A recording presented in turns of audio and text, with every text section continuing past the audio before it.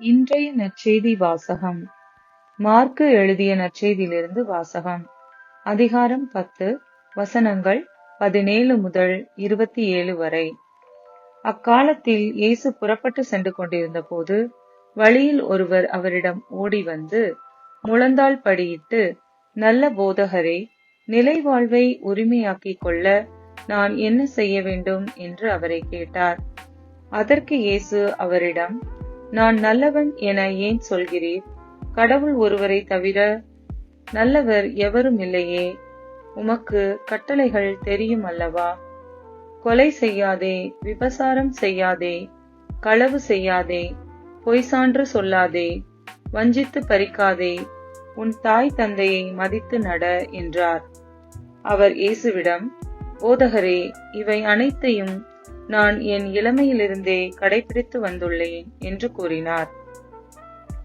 அப்போது இயேசு அன்பொழுக அவரை கூர்ந்து நோக்கி, உமக்கு இன்னும் ஒன்று குறைபடுகிறது. நீர் போய் உமக்கு உள்ளவற்றை விற்று ஏழைகளுக்கு கொடும். அப்போது விண்ணகத்தில் நீர் செல்வராய் இருப்பீர்.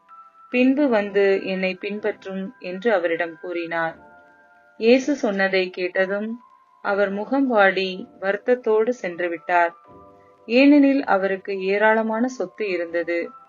இயேசு சுற்றிலும் திரும்பி பார்த்து தம் சீடரிடம், செல்வர் இறையாட்சிக்கு உட்படுவது மிகவும் கடினம் என்றார்.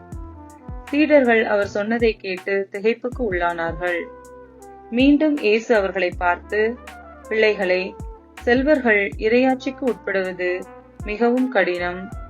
அவர்கள் இறையாட்சிக்கு உட்படுவதை விட ஊசியின் காதில் ஒட்டகம் நுழைவது எளிது என்றார். சீடர்கள் மிகவும் வியப்பில் ஆழ்ந்தவர்களாய், பின் யார்தாம் மீட்பு பெற முடியும் என்று தங்களிடையே பேசிக் கொண்டார்கள். இயேசு அவர்களை கூர்ந்து நோக்கி, மனிதரால் இது இயலாது, ஆனால் கடவுளுக்கு அப்படியல்ல. கடவுளால் எல்லாம் இயலும் என்றார். இது கிறிஸ்து வழங்கும் நற்செய்தி. கிறிஸ்துவே, உமக்கு புகழ்.